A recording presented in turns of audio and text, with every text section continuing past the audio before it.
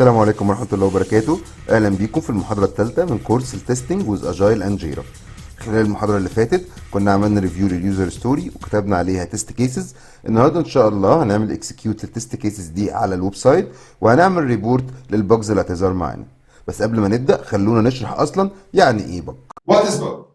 طبعا السؤال ده ساذج جدا كناس شغاله اوريدي في مجال السوفت وير تيستنج، وطبعا احنا كلنا عارفين ايه هي البج، ولكن سريعا البج هي اي مشكله بتظهر معايا في السوفت وير بتاعي، فانا لازم ابدا اريبورت الايشو دي علشان خاطر الديفلوبرز او اي حد من التيم يبدا ياخد اكشن على البج دي ويبدا يتعامل معاها ويصلحها. يبقى البج في جيرا هي عباره عن تيكت، وغالبا بتكون الريسبونسابيلتي بتاعتي كسوفت وير تيستر ان انا اللي بكتبها، لان انا اللي بلاقي البجز وابدا اوضح كل تفاصيل البج دي للديفلوبر عشان يقدر يتعامل معاها. تعالوا نكريت بج على جيرا مع بعض عشان خاطر نقدر نفهم الصوره. قبل ما نبدا نعمل اكسكيوت للتست كيسز بتاعتنا خلينا ناخد لفه في الويب سايت اللي هنشتغل عليه عشان نبقى فاهمين. sourcedemo.com هو الويب سايت اللي احنا هنشتغل عليه، هسيب لكم اللينك بتاعه في وصف الفيديو من تحت. هو هنا في الويب سايت بيبدا معاك من اللوجن، دخل يوزر نيم والباسورد وتدوس لوجن، ومديك هنا كل الكريدنشالز اللي انت تقدر تخش بيها. ستاندر يوزر ده الاكونت العادي اللي ما فيهوش مشاكل. لوجد اوت يوزر معمول له لوجد اوت. بروبلم يوزر فيه مشاكل. وبرفورمانس جليتش يوزر عنده مشكله في البرفورمانس. اللي يهمنا احنا ايه؟ اللي يهمنا البروبلم يوزر والستاندر يوزر. البروبلم يوزر ده اليوزر اللي احنا هنبدا نشتغل عليه دلوقتي لان ده اللي عليه البجات، فاحنا نعتبر كاننا دلوقتي عملنا اليوزر ستوريز بتاعتنا وديناها للديفلوبرز عملوها ورجعوا لنا النسخه دي من الويب سايت. هنخش نرن التست كيسز بتاعتنا عليها ونطلع كل البجات الممكنه، وبعد كده هنبعتها للديفلوبرز. الديفلوبرز لما يصلحوها هنخش نعمل الريتست بتاعنا ولكن من الستاندر يوزر. فانا دلوقتي زي ما اتفقنا انا هاخد البروبلم يوزر وهاخد الباسورد اللي هو مديهوني هنا، قال لك الباسورد ده لكل اليوزرز، وهخش اعمل لوجن. هيفتح معايا الويب سايت بالمنظر ده. طبعا انا لو استخدمت الستاندر هيفتح معايا بمنظر تاني لان ده فيه بجات وده ما فيهوش بجات. تعالوا دلوقتي نفتح التست كيس بتاعتنا اللي احنا كنا كتبناها ونبدا نعمل لها اكسكيوت على الويب سايت ونشوف احنا ازاي ممكن نطلع البج. اول تست كيس معايا ان انا فيريفاي ان انا بعد اللوجن اقدر اشوف كل البرودكتس على الهوم بيج، وكان الاكسبكتد ريزلت بتاعتها ان كل البرودكتس بتاعتي تكون موجوده على الهوم بيج.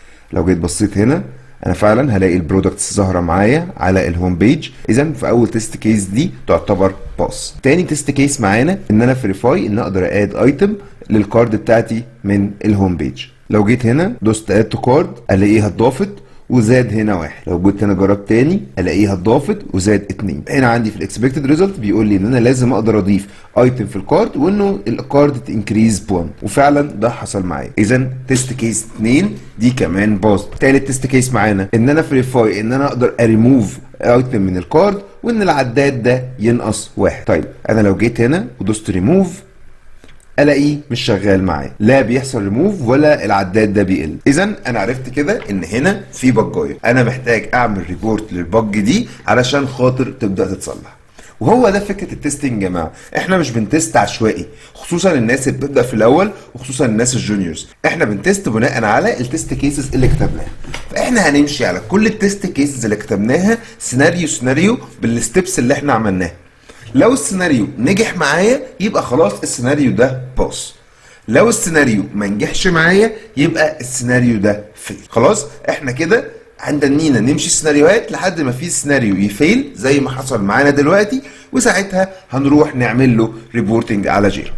تعالوا بقى نشوف مع بعض البج ازاي بيتعمل لها ريبورت. تعالوا دلوقتي نكريت بج مع بعض. انا تسهيلا للوقت يعني واختصارا لوقت الكتابه وكده انا اوريدي كريت البج. احنا هنفتح بس نشوف اهم الحاجات المفروض تبقى موجوده في البج ريبورت، وبعد كده هناخد عليها مثال البج اللي احنا طلعناها مع بعض. عشان اكريت بج على جيرا باجي هنا على زرار كرييت واتاكد ان الايشيو تايب مختارها بج، لانها ممكن لو اخر حاجه اعملها يوزر ستوري هتبقى ستوري، لو اخر حاجه اعملها تاسك هي تاسك، لو اخر حاجه اعملها ايبك هتبقى ايبك. فانت لازم تتاكد ان النوع الايشيو تايب هو بج. بعد كده هتيجي هنا السمري او العنوان تكتب التايتل بتاع البج ده، وبعد كده هتحط له الديسكريبشن، وبعد كده لو في فيرجن معين هتحطه له، ده الاب فيرجن 1 الاب فيرجن 2، وبعد كده هتحط البريوريتي بتاعه البج. البريوريتي هي مدى اهميه البج دي بالنسبه للبروجكت بتاعنا. دايما عندنا حاجتين مهمين جدا في البج، البريوريتي مدى اهميه البج دي على البروجكت بتاعي، والسيفيريتي مدى تاثير البج دي على البروجكت بتاعي من الناحيه التكنيكال، بغض النظر سواء كان ليها بريوريتي او لا. وبعد كده بحط الانفايرمنت بتاعتي، يعني مثلا لو ده ويب سايت فانا بقول والله ان انا عملته على ويب سايت على كروم فيرجن كذا، على ويندوز نوعه كذا. هنشوف كل ده مع بعض في الاكزامبل. وبعد كده بحط الاتاتشمنت بتاعي. تعالوا نشوف مع بعض الاكزامبل لانه هيوضح اكتر الفكره بتاعتنا. انا اهي دي البج اللي انا عملتها على جيرا، وانس ان انا بعملها هي بتكرييت وبتنزل لي في الباك لوج. انا هنا عملت ايه؟ انا هنا بدات اديته العنوان، قلت له ريموف بوتون از نوت وركينج تو ريموف برودكت فروم كارد اون ذا هوم بيج. يبقى في الهوم بيج زرار الريموف مش شغال. طيب الخطوات اديته ديسكريبشن برضو، شرحت له ان هو الزرار مش شغال، وبعد كده اديته ستيبس تو ريديوس. وزي ما اتفقنا في التست كيسز برضو هنكتب بيبي ستيبس، كل الخطوات اللي ينفع نكتبها بكل التفاصيل. اول حاجه قلت له اوبن سوانج لاب ويب سايت، ده الويب سايت بتاعنا، لو دوسنا عليه هيفتح الويب سايت بتاعنا. بعد كده قلت له لوجن ويز فاليد اكونت. بعد كده قلت له من الهوم بيج ضيف ايتم للكارد بتاعتك، وبعد كده برضو من الهوم بيج اعمل ريموف للايتم اللي موجوده في الكارد. وهنا اديته الاكشوال ريزلت، النتيجه الحقيقيه، ان انا لما بدوس ريموف الزرار مش شغال والكاونتر مش بينزل. قلت له بليز تشيك الاتاتشد سكرين شوت، وقلت له الاكسبكتد ريزلت بتاعتي ان انا اليوزر كان لازم يقدر يريموف اي ايتم من الكارد. فاكرين في التست كيسز كنا حطينا اكسبكتد ريزلت بس، وقلنا مفيش اكشوال ريزلت ان احنا لسه ما عملناش اكسكيوشن. دلوقتي احنا عملنا اكسكيوشن، فعندنا اكشوال ريزلت نتيجه حقيقيه، واكسبكتد ريزلت نتيجه كنا متوقعينها. وتاني يا جماعه عشان الناس تبقى متخيله التستنج سايكل لحد النقطه اللي احنا واقفين فيها. اول حاجه خدنا الريكويرمنت، كتبنا منها اليوزر ستوري. بعد كده خدنا اليوزر ستوريز دول، الديفلوبرز بداوا يحولوها لويب سايت، واحنا كتسترز كتبنا عليها تيست كيسز. لما الويب سايت بقى جاهز خدنا التيست كيسز اللي احنا كتبناها وعملنا لها اكسكيوشن على الويب سايت بتاعنا. اول كام تيست كيس باس، بس في تيست كيس حصل لها فيلير، ظهر فيها بج، فرحت على جيرا عملت ريبورت للبج دي، وارجع اكمل تاني اكسكيوشن التيست كيسز بتاعتي لحد ما اخلص كل التيست كيسز وابقى متاكد ان انا عملت تيست لكل الابلكيشن بتاعي. بعد كده حطيت هنا الانفايرمنت زي ما اتفقنا، ويندوز 10 كروم 105 ده فيرجن كروم، والاتاتشمنت انا خدت له سكرين شوت من زرار الريموف وعملت له عليها علامه، وحطيت له برده هنا فيديو ان الزرار مش شغال. هنا تقدر تعمل اساين للديفلوبرز اللي المفروض هيشتغل على البج دي. طبعا هنا ما عندناش ديفلوبرز عشان احنا بنعمل حاجه يعني سيميوليشن، ولكن انت في الشغل هتيجي هنا المفروض تختار الديفلوبرز اللي هيشتغل عليها. الريبورتر ده انت الشخص اللي عمل ريبورت للبج دي. البريوريتي زي ما اتفقنا مدى اهميه البج دي على السيستم، وممكن كمان يبقى ظاهر معاك حاجه اسمها السيفيريتي، ودي مدى تاثير البج دي على السيستم. بعد ما فهمنا ازاي بنعمل البج وازاي بنريبورتها وازاي اصلا بنلاقيها، اخر حاجه عايز اتكلم عليها هي السايكل اللي تمشي فيها البج على جيرا. انا دلوقتي زي ما احنا شفنا، انا لما عملت البج هي نزلت معايا في الباك لوج. بعد كده الديفلوبرز هياخدوها للنقطه اللي بعديها ان هي سيلكتد فور ديفلوبمنت. خلاص انا اخترت البج دي عشان ابدا اشتغل عليها. اول ما يبداوا يشتغلوا عليها هينقلوها يحطوها ان بروجريس. طبعا احنا بننقل التيكتس بناخدها دراج اند دروب كده، او ممكن من جوه لو فتحنا التيكت نفسها نقدر نغير الستاتس بتاعتها لاي ستاتس احنا عايزينه. وانس ان هي خلصت من ان بروجريس هتبقى جاهزه ان انت تعمل لها تيست، هتحطها في ريدي فور تيست. وهنا يجي دورك تاني كسوفت وير تيستر انك تتاكد ان البج دي اتصلحت. واحنا كتسترز لما بنعمل تيست للبج بنعمل حاجتين، بنعمل حاجه اسمها ري تيست وحاجه اسمها ريجريشن تيست. طيب ايه الفرق بينهم؟ الري تيست انا بتاكد ان البج دي اتصلحت، اما الريجريشن تيست فانا بعيد تيست الحاجات اللي انا عملت لها تيست قبل كده وكانت باظ، عشان اتاكد ان الديفلوبر اللي هو بيصلح البج دي ممكن يكون بوظ حاجه تانية. يعني ممكن يبقى صلح الريموف بس الاد باظ، فانا لازم مش بس هجرب الريموف، انا هجرب كل حاجه تاني. انا هجرب الريموف الاول عشان اتاكد ان هي شغاله، وبعد كده هرجع اعيد التستات بتاعتي تاني علشان اتاكد ان مفيش حاجه باظت مني. وتعالوا بقى نعمل ده مع بعض عملي على الويب سايت بتاعنا. ده كده الويب سايت، احنا خلاص المفروض الويب سايت صلح، فاحنا ممكن نستخدم النسخه اللي هي ستاندر يوزر. هنا هيدينا الويب سايت شغال من غير اي مشاكل. زي ما احنا شايفين ده كده الويب سايت اهو اتصلح. انا لو دوست اد تو كارد دلوقتي هلاقيه زود واحد فعلا. لو دوست اد تو كارد شغاله معايا، لو عملت ريموف شغاله، لو عملت ريموف شغاله.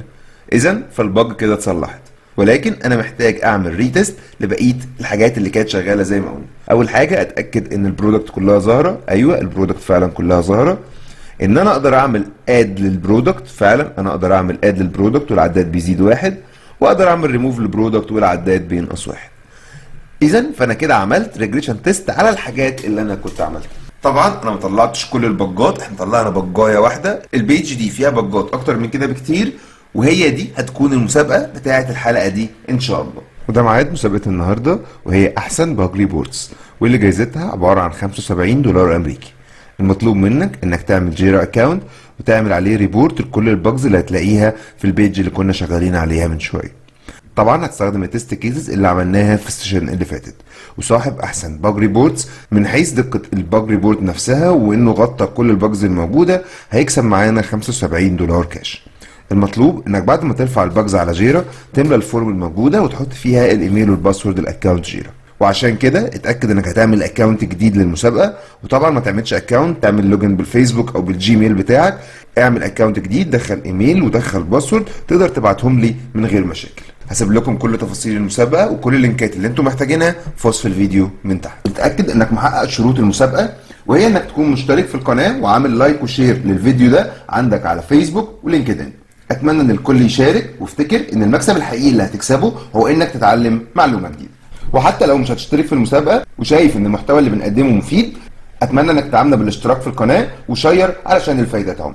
بفكركم كل الجوائز هتكون كاش وبالدولار، والفايز هيستلمها مني بنفسه في احتفاليه صغيره في نهايه المسابقه هنجمع فيها كل الناس اللي كسبت معانا عشان يستلموا الجوائز بتاعتهم، وعشان نختار واحد منهم يحصل على تدريب مدفوع الاجر لمده 3 شهور مع تيستنج دراجونز تيم. فما تنسوش تتابعونا علشان هنعلن الفايز من المحاضره اللي فاتت في نهايه كل محاضره جديده. شكرا ليكم جدا وتمنياتي ليكم بالتوفيق. كده نكون وصلنا لنهايه السيشن. بفكركم لو حابين تعرفوا اي معلومات عن الكورسات اللي بنقدمها هتلاقوا كل المعلومات في وصف الفيديو من تحت. اتمنى تكون المحاضره كانت مفيده ليكم، واتمنى لكم كل توفيق.